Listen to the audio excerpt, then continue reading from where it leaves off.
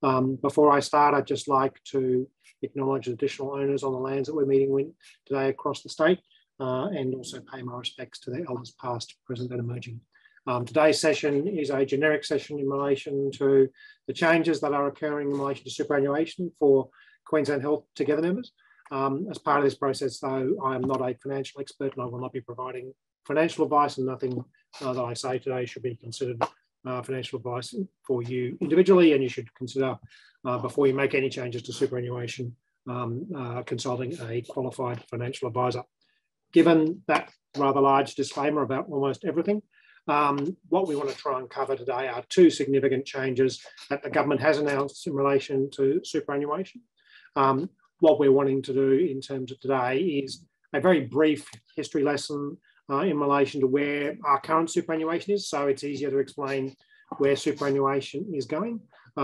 Looking at both the public sector superannuation arrangements, looking at the changes at the Commonwealth level and the Commonwealth issues, and then thinking through what that means for the public sector and what the most recent decisions and announcements made by government mean for you, both in terms of the primary issues around changes to the treatment of shift penalties and associated allowances, and also in relation to the ability of the requirement for individuals to contribute to their superannuation retirement savings, in addition to the contributions made by your employer. So in terms of the session today, I broadly will be talking about QSuper. While QSuper is now an amalgamated fund, I'll still refer to it as QSuper, even though it's now the Australian Retirement Benefit. It's the name of the organisation that runs our scheme. Most workers in the public sector are in QSuper, which is the brand that they continue to use for public sector workers. But in terms of that, I'll be talking generally about QSuper to make it easier for people to understand what they would understand as their historical super. But that superannuation, while it's now run by a broader amalgamated superannuation organisation, the fund, the details of how public sector superannuation is provided and the levels at which it's provided is set by the trustee, which is set by subordinate legislation. So in terms of superannuation in a broader sense, the public sector and the public service has enjoyed superannuation for over 100 years. One of the advantages of public sector employment historically has been the fact that there was a scheme provided for retirement benefits for public sector workers and public servants primarily, dating back to early in the last century. Originally, that was a pension scheme. So it was an old state super scheme that existed, which was a guarantee that when you retired, you'd have the ability to get a pension. About 30 or 40 years ago, that was changed. So the government moved away from the state super system with a pension towards a defined benefit scheme. So the QSuper was then the default system and the system available to public sector workers and public servants, not all public sector workers at that stage. And that was what's called a defined benefit scheme, which was that a commitment that the employer would put in some money, you'd put in some money, but irrespective of how investments went or didn't go, irrespective of how much you put in or the employer put in, depending on your salary changing over time, when you retired, you would get a lump sum payment. And that lump sum payment was based on your final salary by how long you'd worked for the government by a factor of 0.21, actually divided by 5. So that was a scheme that was similar to other states. Queensland had the unique advantage that the government was putting that money away. And so we had what was called a fully funded scheme. But the situation there effectively was that the government was defining your benefit and taking the risks as well as the benefits about whether or not the fund, whether the investments would deliver more than they needed to pay your final benefit. So the fund became in surplus because the government was putting in more than it needed to pay your final benefit, and the fund itself was generating more income than it needed to pay out people's benefits. About that time, about 20 years ago, although the government then wanted to move the risks in relation to the nature of superannuation, because other state governments hadn't had fully funded scheme, and so there's large and burgeoning notional future debt was existing in the Commonwealth and other states in relation to the nature of those superannuation schemes. and so they moved to what's called an accumulation fund. And this became the default fund, which was a more traditional superannuation scheme similar to the private sector, where the employer guaranteed to put some money in, the employee had to put some money in as a default, 5%, the employer would put in a default 12.75. That money was invested on your behalf by Q Super or people they contracted to invest your money for you. And that money, you could see an annual balance moving forward. And then when you retired, you would get all the money that was put in, plus any growth that had occurred in it.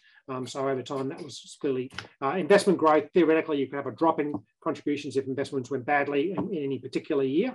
But that was a very different style of scheme that existed. And over that period of time, what that also meant was that the government defined what parts of your salary were defined for this process. And particularly in terms of state super and the defined benefit under Q Super, the question about what your final salary was fundamental to how much retirement benefit you got. So when defined benefits were originally introduced, they originally came out of the white collar public service into the broader public sector. The kind of original pension scheme was very much focused on white collar public servants.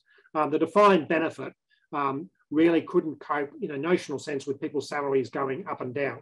And so notionally you'll get promotions and whatever, but shift workers, their salary each week and each fortnight vary depending on what shifts they work. So therefore a large component, up to 30% of shift workers had their salary in a variable sense, and defined benefit couldn't cope with that. And so when the government introduced the defined benefit scheme a few decades ago, they excluded shift penalties from it because you couldn't guarantee, depending on which week you retired, your final salary would be significantly varied. So in terms of that, then when they moved to the more standard accumulation scheme, they continued that definition because they were trying to limit the costs of the accumulation scheme.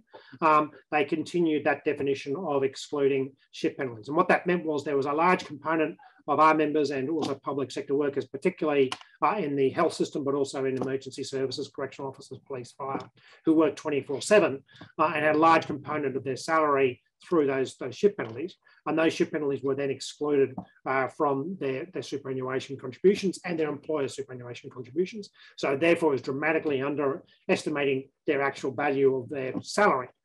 So that was why this issue emerged, and for a number of years, unions have been campaigning to try and change the definition of superannuation salary to include the total amount of salary and not have shift workers disadvantaged in relation to their definitions for superannuation. And also there was an attempt to often roll up the shift penalties into more consistent payments. So a range of groups such as police and fire and corrections had negotiated to try and put an ambulance to put those shift penalties into a standardised amount every fortnight as an allowance, rather than it being variable based on days and shifts work. And sometimes those were included in superannuation and sometimes they weren't. And so there became particularly a more significant differential within the public sector, particularly on a gender basis, between those people who had some super on everything and those people who had super on only a partial component of their salary. So that's the kind of broad history about why shift penalties were originally excluded, and what one of the major issues was that the unions were trying to have reformed.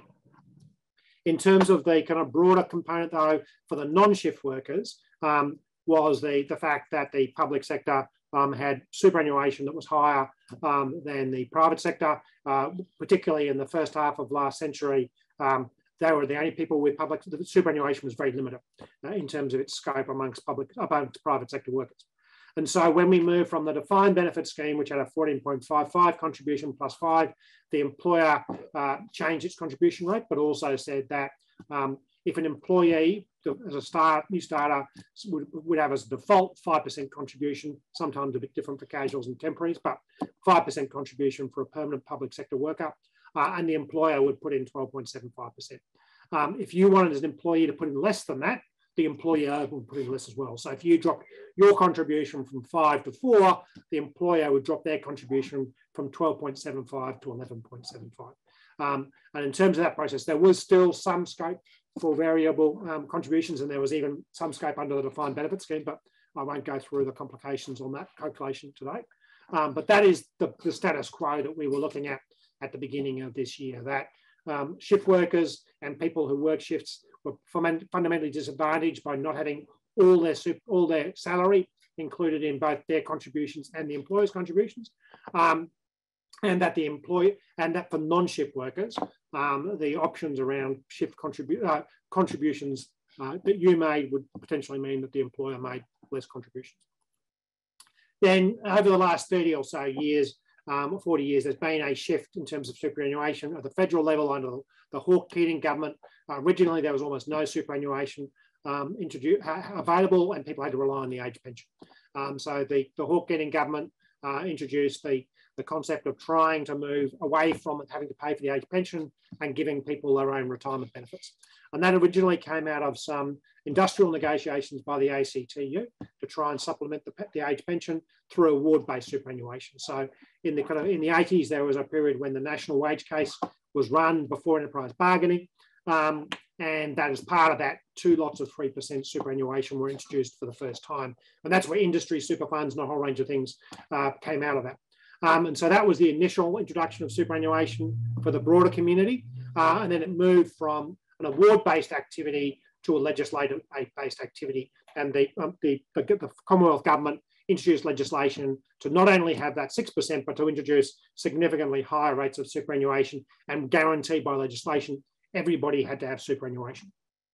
So it was originally introduced in 2002 at 9%, and then there was legislation bringing it in up to 12% over a number of years. With the changes of government, what that then meant was that the later changes were put off and put off. But they are now, there was an attempt by the previous Commonwealth government to delay them once again, but that got defeated by the Senate. But these changes now meant that from July last year, superannuation moved up to 10%. We've been up 10.5% this year and moving up to 12%. And that was superannuation on total salary. And there was what's called ordinary time earnings was the definition that was provided for the superannuation guarantee, both the 6% and moving up to eventually 12%.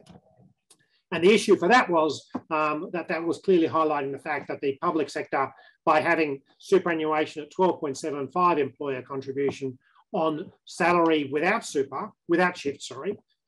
was eventually going to become less and less attractive. The state government got an exemption because of the nature of the defined benefit scheme historically, not to have to apply the SGC in total, but also they were providing more employer contribution than the minimum legislation. But over the last couple of years, particularly shift workers were potentially better off on a 10% contribution based on salary plus shifts than a 12.75 contribution without salary, without including the shifts in the salary definitions. And so what state governments were required to do by the legislation was go back and make an assessment every fortnight, and they were supposed to do it, but whether they were is questionable in parts of health, to make an assessment about whether or not your shift, whether or not they should do a calculation on originally 10% of salary, including shifts, or whether they should be doing 12.75% exclusive of shifts. So at that point in time, the government had to make a determination based on the established federal law in relation to whether or not any allowances you were paid or shift penalties should be included in the standard definition of ordinary time earnings that applies in the superannuation guarantee legislation. And that the reason that the government started to move on this was their position becomes less and less tenable the closer we get to the announcement, the full introduction of the changes. So while we're at 10.5%, currently within 3 years, we'll get to 12% in terms of SGC. At that point in time, clearly shift workers are going to be in a situation where they can get the 12% of salary, including shifts, will start to become a whole lot more attractive, and the employer would start having to be paying slightly less than they currently pay, but not substantially less. The difference would have gone from originally 9% when it was originally introduced. There was a 3.75 differential. That was going to become a 0.75 differential in a couple of years' time. So that was part of the driver why the unions were finally able to get the government to move, because this was going to come about eventually, but we were able to make a forced change earlier. But the other component, this was also that the SGC is going to get to 12%. So even for non-shift workers, the government's just kind of going to be saying to workers in 3 years' time, you'll get 12.75 or 5%. And at that point in time, if you then dropped back to 4% on contributions, you'd be less than the SGC. And so the whole relativity in terms of the quality of public sector super compared to private sector or minimum Commonwealth legislation was going to be significantly eroded because private sector superannuation through the Commonwealth was being improved because of the delayed legislation. This legislation's been on the books for years, kept on being put off and put off, but now we're in a situation where we've got to 10.5, and it's highly likely we will get to 12% over the next couple of years, and potentially as part of the union's campaigns around improvement of retirement benefits, I think there's likelihood that 12% will increase even further. So in terms of the changes that the government has now announced, as part of the discussions with the union, broader union movement around both the wages policy, which we've been campaigning around, but also other non-wage issues and components of people's employment conditions, we have been able to get an announcement from government that they need to move on shift penalties. And so the government has announced, as part of the negotiations centrally, which are now also being part of the discussions with the QNMU on their specific agreement, was that the 12.75%, currently there's the assessment about SGC versus 12.75%. The government has announced that the definition of salary for the 12.75 should be the same as it is in the private, under the SGC Commonwealth legislation, which effectively means shift penalties and equivalent allowances should be included in superannuation. So that is a commitment from government. They have funded that. But we also know what that means in a technical sense, because we already know that they have been having to do those calculations on a regular basis each fortnight to work out which allowances were in or not in the SGC. Those definitions have been used for the current calculations about where you're better off will now be applied to the full 12.75%. But these are changes for the future. So this will apply to people with accumulation funds, people with defined benefit funds who had their salary kind of defining their future payments, their kind of retirement one-off payment.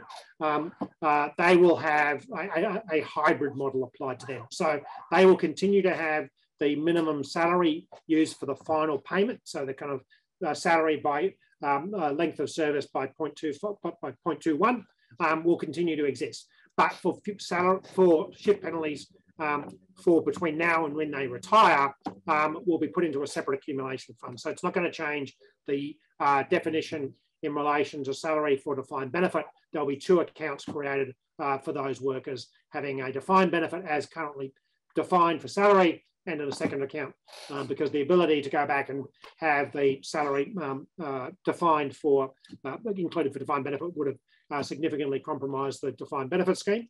So that should have been happening, but the changes moving forward, the changes to shift penalties are about moving forward rather than retrospectivity. So it's not a resolution for the disadvantage people have had for the last 20 or 30 years for those long-term members who are in the defined benefit scheme for kind of a couple of decades, but it will have significant benefits for newer employees who are in the accumulation scheme, because they will get the benefit from the day it's introduced moving forward. The second major change that's going to be occurring is in relation to for non-shift workers and for shift workers, but for non-shift workers is that the employer will continue to contribute 12.75 of salary. But up till now, the situation has been that to get 12.75, you've got to contribute 5. If you contribute less than 5, you could go 432. The 12.75 dropped to 11.75, 10.75, 9.75. Given the nature of what's happening with the SGC, that's clearly going to become untenable in 3 or 4 years' time. So the government has recognised that and is saying that they will now move to a situation where the 12.75 by the employer will no longer be contingent on the employee contributing 5%. And so there will be the option of an employee contributing less than 5%, theoretically as low as 0%, in relation to, and still get the 12.75 in the accumulation scheme. So in terms of that, that will significantly give employees more choice. Whether you choose to do that, it's going to be another thing, but that will give you more choice in terms of that process. Once again, for defined benefit, given that's a retrospective scheme as well as a prospective scheme, if people are wanting to drop their contributions without affecting the employer contributions, the option for them would be having to shift their current their defined benefit scheme into an accumulation scheme and move the risks and or benefit from that in relation to how you think investments will go compared to the kind of the return rates on your salary. So there is that option, but the option will only be available for accumulation members, but defined benefit members will have the option of shifting. So what we do or don't know at the moment is, do we know that that what is included in salary definition? So we know that in terms of moving forward, the Queensland Health has already interpreted the federal legislation. We believe interpreted appropriately in most cases. What is OTE? What is ordinary time earnings? And so therefore, for shift workers, there is clarity already as to how much of your allowances you're paid that you currently don't get super on, will you now get super on? There are some things the government pays super on that they don't have to under the SGC. They will continue to get paid.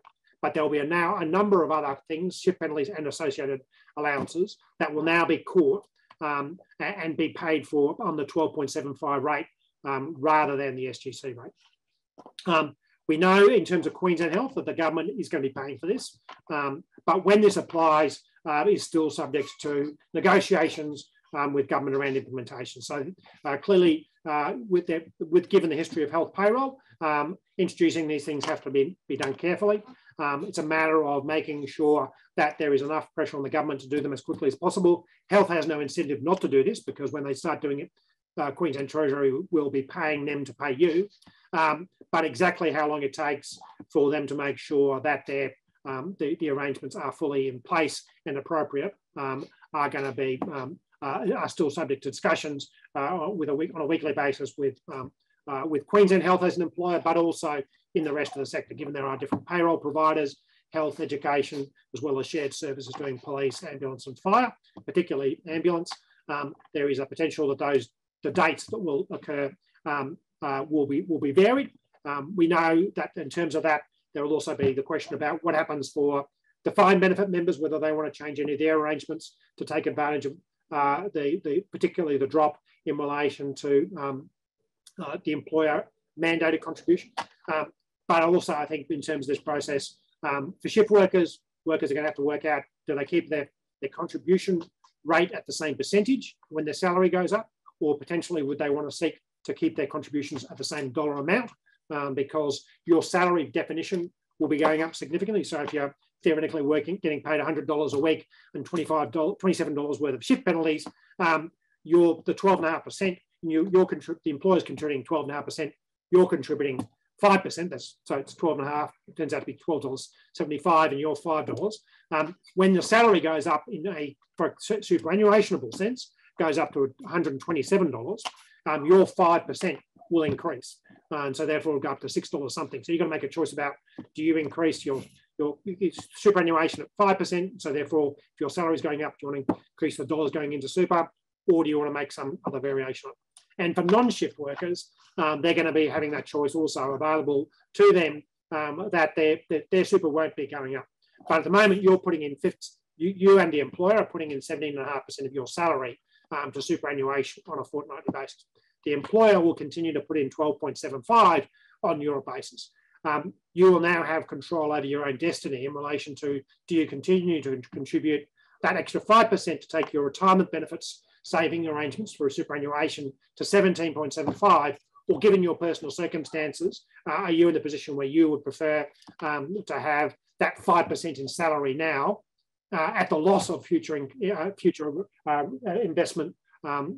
retirement benefits? So in terms of that, there is going to be, your individuals will need to take financial advice on that. We're not in a position to know your personal circumstances, but it is kind of robbing Peter to pay Paul in terms of, do you need the money now and what that looks like for you, compared to putting that money away that you can't touch it prior to retirement. That's going to depend a lot on your age, your personal financial circumstances, and a range of other things. And we'd be encouraging people to get financial advice about before that decision is made.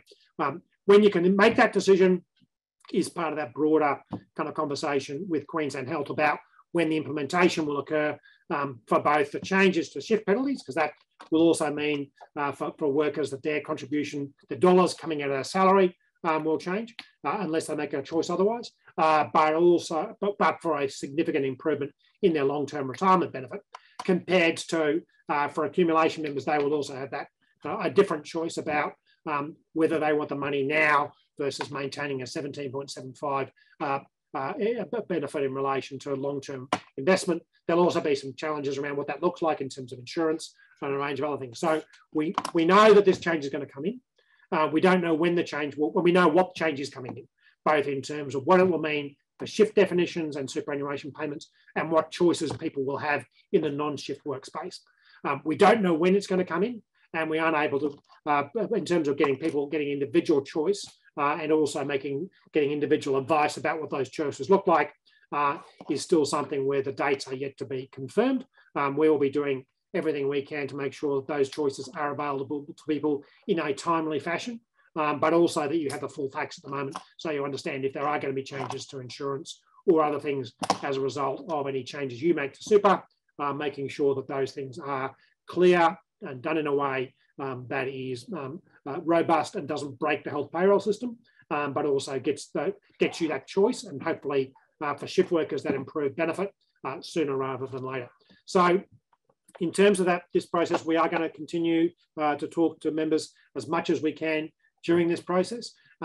We'll send you a feedback form for individual questions. Once again, we can't provide you with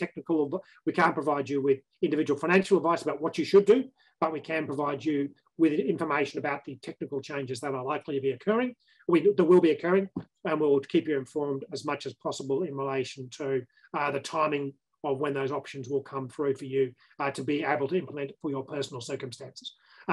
But we are going to send out an email after today asking for feedback because superannuation is a highly technical area. We are trying to provide this information in the way that is most understandable to you as Together members. So we really encourage you to provide some feedback about whether the terms and the way that we've explained it is too technical or is not technical enough.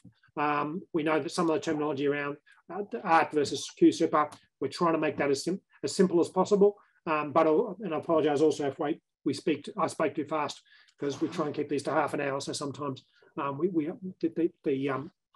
my speed of delivery can match the time available. So thanks everybody for taking the time today. This is a significant change.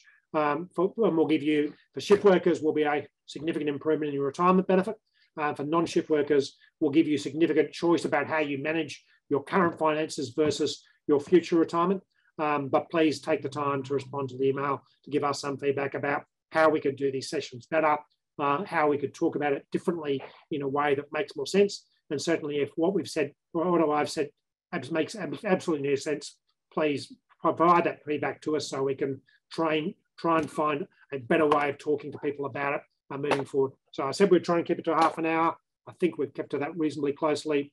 And we'll try and make, once we've confirmed that everything I've said is technically accurate, we will make sure that we can provide a version of this recording for members, but this will be replaced over time once we have some more information on the specific dates to people in terms of that process. So we will make the recording available at some point after today. And once we've also got feedback from the participants to make sure it makes sense. So if everybody comes back and says what I said made absolutely no sense, we'll rerun the session to then do a recording of one that people can understand. So please give us that feedback and thank you for your time today.